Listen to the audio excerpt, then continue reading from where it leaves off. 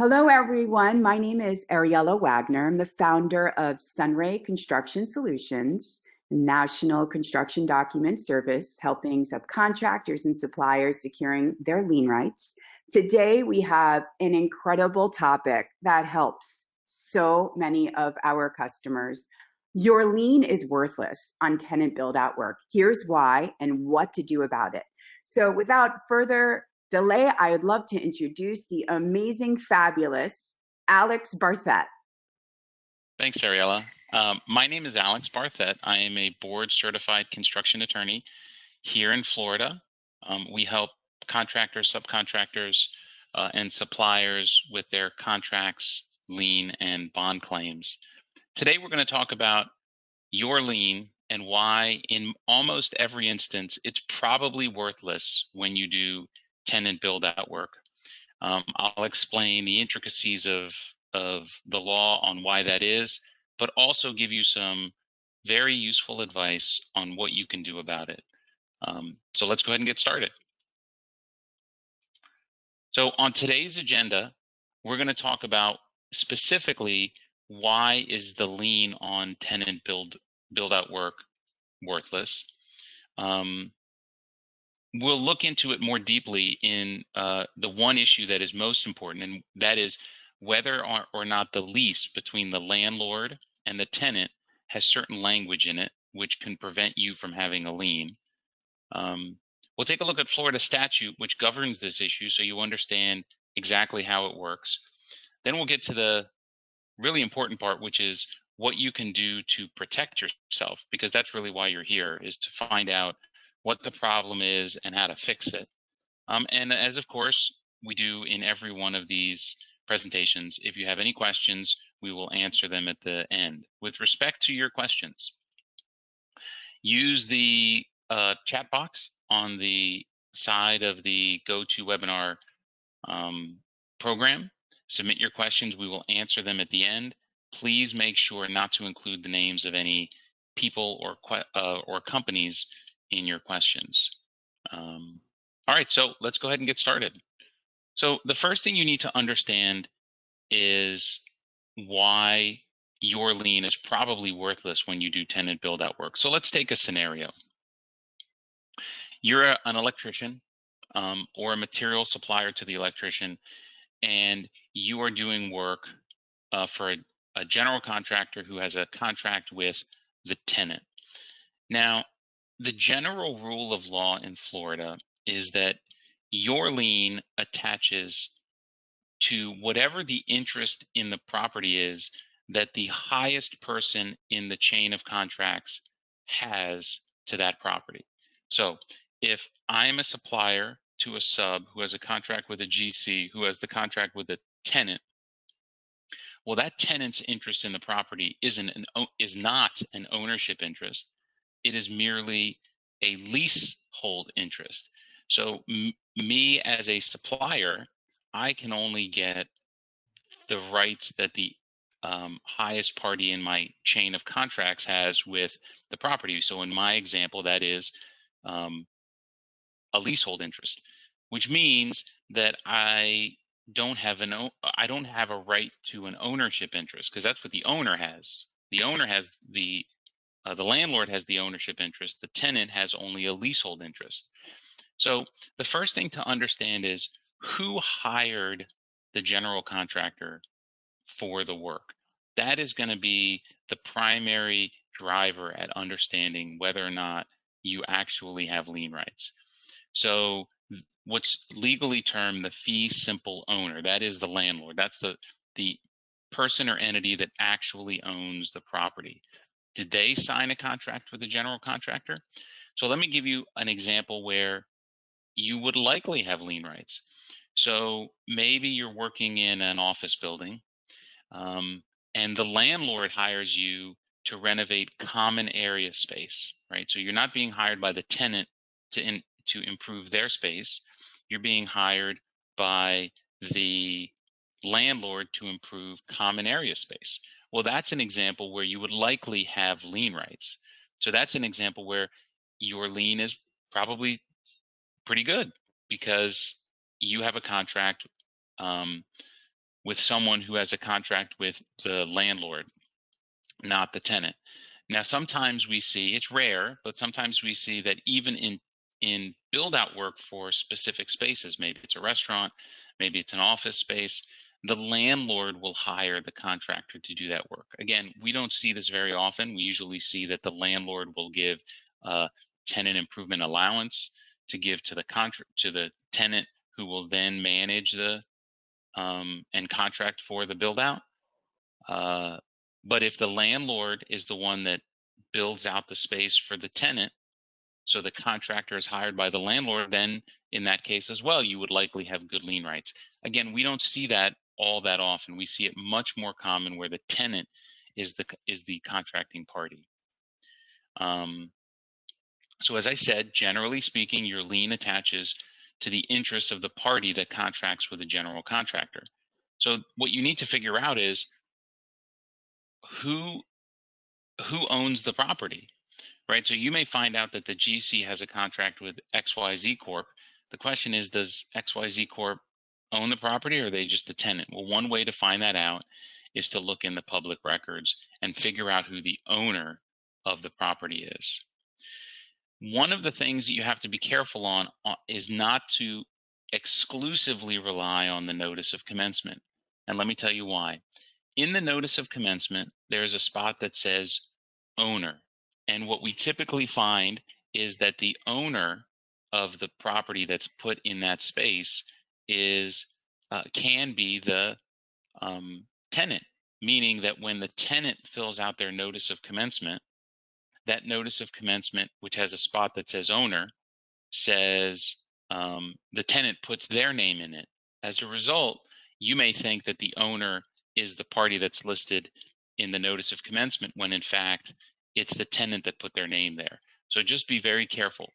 There are some notice of commencement forms that do designate a spot for the owner and a spot for the tenant, but again, we see those much less often than we see one that just says owner. So if you just see the word owner and you think, well, the owner wrote that, so therefore they must be the owner, that's not always the case. You have to look at the public record to see who the deed was issued to determine who the owner is. So what happens, and this is really the crux of the issue, if a landlord signs a contract with a tenant, most sophisticated landlords have a provision in their lease that say, you tenant cannot hire anybody to do anything with respect to this property that gives them a lien right in the property. That's a pretty standard provision. Most commercial leases have that in them. So as a result, when that language exists in the lease, you are prevented from having a lien that attaches to the landlord's property. That's what is the issue that we have. So what that means is if that provision exists in the lease, again, now this is a document you don't have, right? You don't have a copy of the lease. It's not typically recorded in the public record. We'll talk about that in a minute. So how do you know if this provision exists? If it does exist, understand that if you prevail on your lien with respect to the tenant, you don't get to keep the property and sell it and own it free and clear. You get to own the lease, and that lease allows you to move in and pay rent, right? Which is not what you're looking to do. And almost always we find that when a tenant can't pay for the build-out work, they also are not paying for the rent, and as a result, they're getting evicted, which means that even if you were to prevail and foreclose on the leasehold interest, which you can do, that lease may be terminated because the tenant isn't paying the rent. So again, this is why having a lien on a leasehold is of very little value. Let's take a look at Florida statute so you have a better understanding of what it says. So this is found in chapter 713.10. And it says that if the lease expressly prohibits liens and a notice of same has been recorded in the official records in the county where the parcel of land is located before the recording of the notice of commencement, and the notice, this is the notice of the lease, includes the following information: the name of the lessor, the legal description, the specific no-lien language that's contained in the lease, and a statement that all or a majority of the leases expressly prohibit such liability. If that exists, then you will not have a lien on the landlord's property. So let me give you another example. Landlord signs a lease with this no lien language in it with a tenant. The tenant then hires a contractor to build out her space. The contractor hires you as the electrician to do work. You think, okay, well, I can do this work like I do any other work, because as a result, if I'm not paid, then I'll just go ahead and record a lien, and then I can foreclose the lien and sell the office building, strip mall, whatever. No, so what happens is that if the landlord has recorded a copy of this notice of no lien language in the lease with the name of the lessor, a legal description of the parcel, the language in it, and a statement that it exists in the lease, then even if you have lien rights, your lien rights only attach to the leasehold, the lease, not to the landlord's property. So you can look in the public record to see if this notice exists.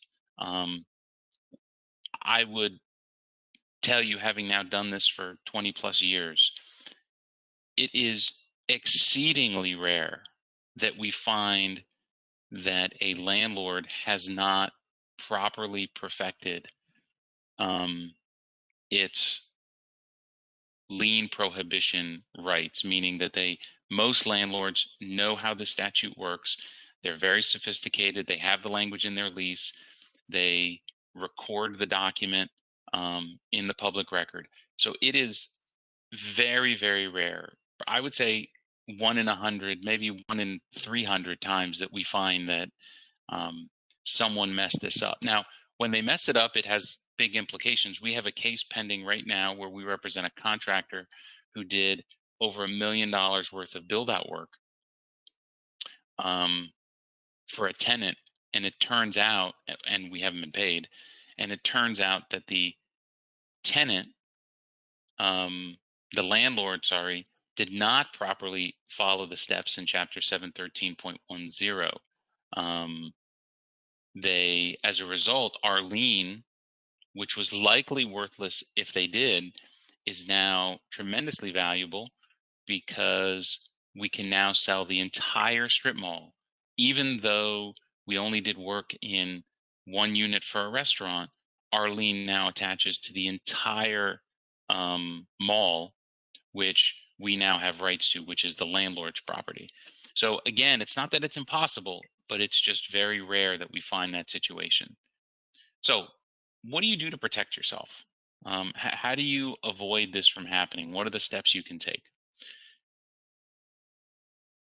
One of the things you need to do is have a better understanding of who are the players before you start the work, before you sign the contract.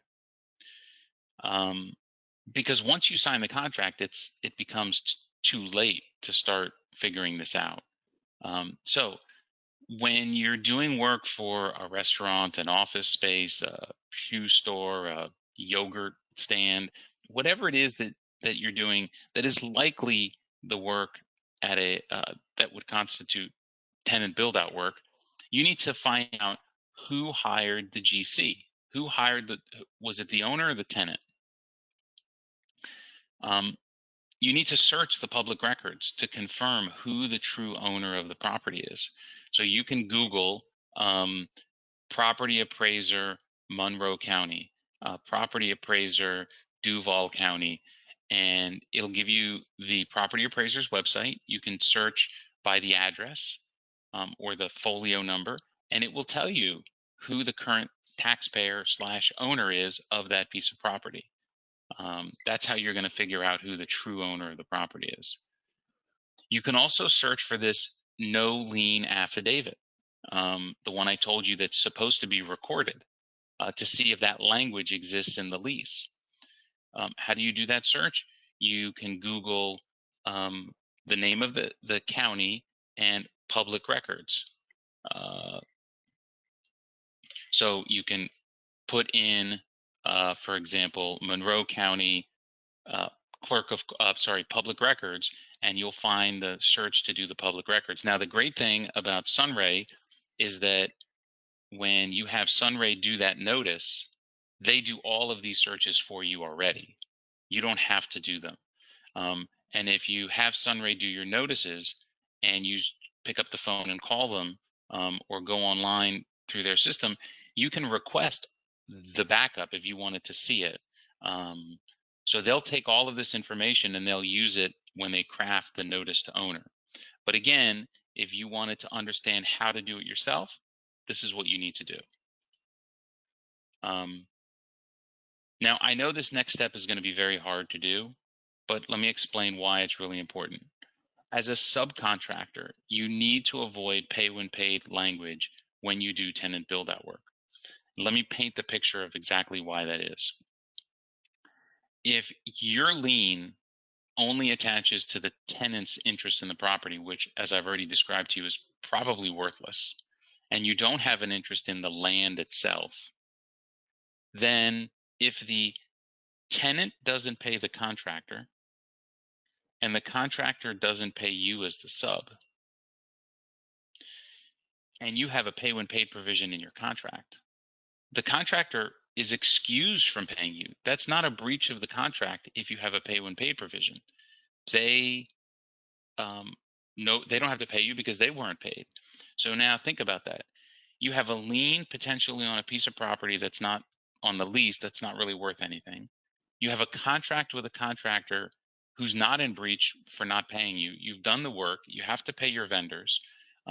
So just know that having the pay when paid provision in your contract when you do tenant build out work is it's generally a dangerous provision. It becomes incredibly dangerous when you do tenant build out work. So do keep that in mind.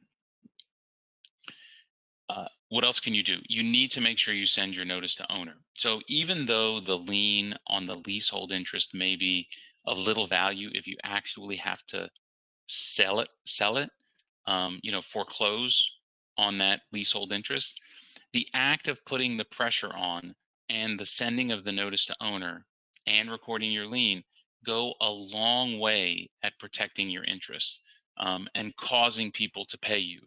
Remember, the goal isn't for you to have a winning case and actually have to go through the court case.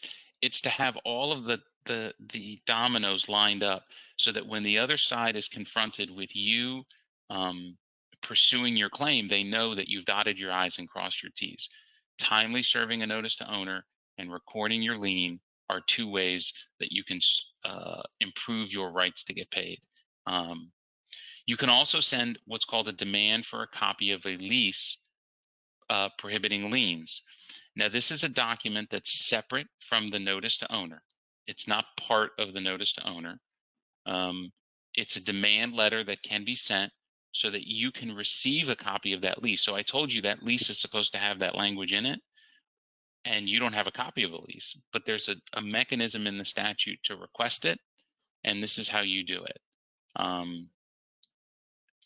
So here's what the demand looks like. This is not anything I wrote. This is right in the statute, and it is sent via certified mail to the lessor, the landlord, and you effectively tell them, you need to send me a copy of the lease, and I agree to pay for the reasonable copy costs associated with that. Notice what the warning says, which is why sometimes people send it. It says, warning, your failure to serve the requested verified copy within 30 days or the service of a false copy may result in your property being subject to the claim of lien of the person requesting the verified copy.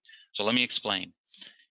If you send this notice, this demand, and the landlord does not properly or timely reply to that request, then if you had a lien that was only able to attach to the leasehold interest, now because they fail to comply, it may, it's not guaranteed, it may attach to the landlord's interest. So one of the things we see clients do is send this notice, not because they really want to get a copy of the lease, but they're hoping that the landlord fails to timely respond so that they can, if they need to later, they can preserve those lien rights.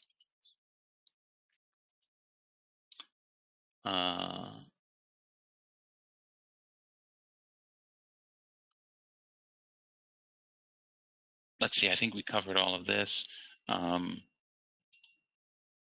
You can get a copy of this form, the one I just described, the demand for copy of the the lease prohibition is at the lienzone.com/forms if you want to send them out yourself.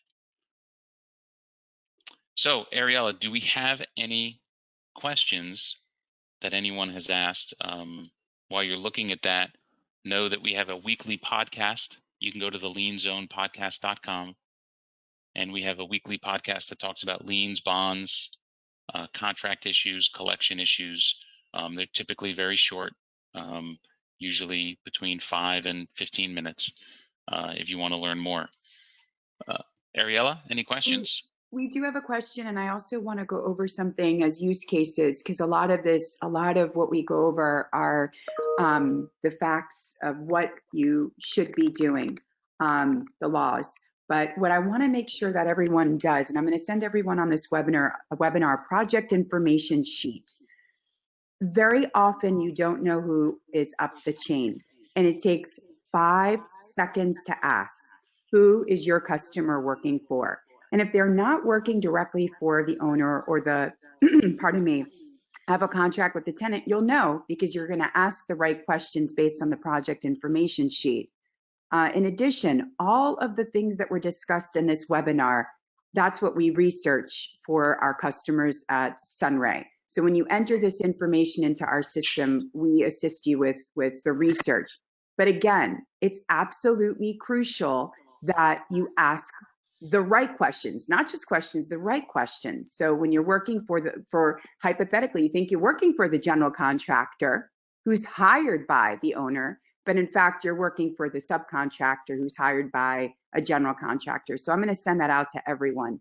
And what he said before about the notice of commencements, we see people fill out notice of commencements incorrectly every single day. They put wrong information. They called, they use fancy words, fee simple absolute, just the owner of the property. Like he said, they'll put the tenant.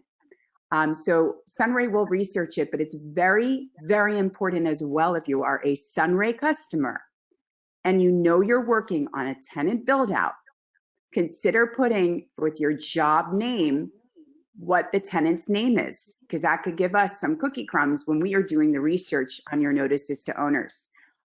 There is a question here. Here we go. The first one, I can understand this question, Alex. And why should the GC assume responsibility for paying a sub if he doesn't get paid? We all take the risk. Yeah, that's absolutely a fair comment. As a sub, what I would suggest is that you need to understand, you truly need to understand what the risk is. Meaning, what I see is that many subs perceive that they have better lien rights on tenant build out work than they actually do, and they don't understand the ramifications of the pay when paid provision. So the purpose of my comment was to make sure that subs understand that risk, that legally, if they sign a contract with a GC that has a pay when paid, then they may be stuck. As to the question about, well, if the contractor doesn't get paid, why should they pay the subs? Again, that's very true, hence the reason that the pay when paid provision exists to begin with.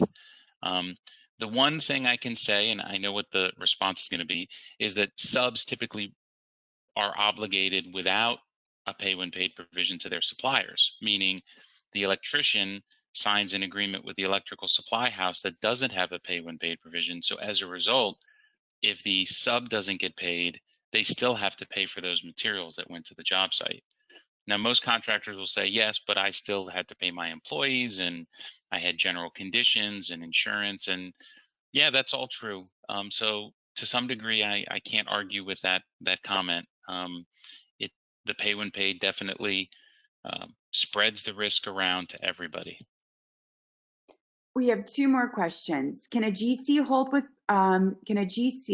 withhold payment contingent upon passing inspection? Can a GC withhold payment to a subcontractor? Sure. You could put whatever reasonable conditions are in your contract. So you would say, as a condition precedent, that language is very important. You can go back and look at one of our prior webinars on the pay when paid provision. There's some magic language there, which you can use not just with payment, but with other conditions. So as a condition precedent to partial or final payment, subcontractor shall, pass all inspections, provide releases of lien from all of its vendors, provide closeout documents and warranty documents, and as-bills. So yes, you can condition payment to a sub on anything within his or her scope that you'd like. That needs to be a term in your contract. So this is the last question that we're going to take today, and if you could maybe go to the next slide as well, Alex. So if anyone else has any other questions that they think of after the webinar, or you have another webinar that's coming up next month. I can't believe it's already Halloween next month. So sorry about that, Alex. No problem. Here, contract term. Yeah, that's in your contract. So that's going to be another fabulous webinar that we're going to give. But again, we're going to answer this last question, and then our contact information is on the following screen. If anyone has any questions, again, you're nervous to ask or you think of something later, feel free to send us an email. But this is a really good question, Alex, and it's a good one to end on. I have a situation where the GC is not paying us, the sub, because they are waiting a passing inspection. Keep in mind that our pay app is from November of 2019. It's way past due. The GC has been paid. Was there a question? I guess really I think his question is he hasn't been paid or she hasn't been paid. And the issue is the GC has been paid and they're waiting to pass inspection and they're wanting to know why the subs haven't been paid. So what I would do, what I would say is, here are the things that I would look at first. One,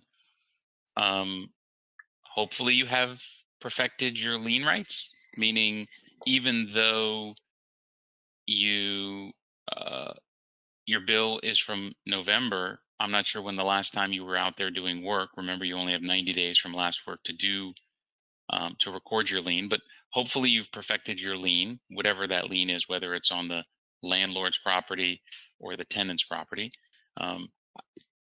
So that would be the first thing I would look at. If you still have lien rights to preserve them, great. If hopefully you've already done that. But lien aside, I would look at the contract. What does the contract say about the party's obligations to make payment? Is passing inspection a condition of getting paid?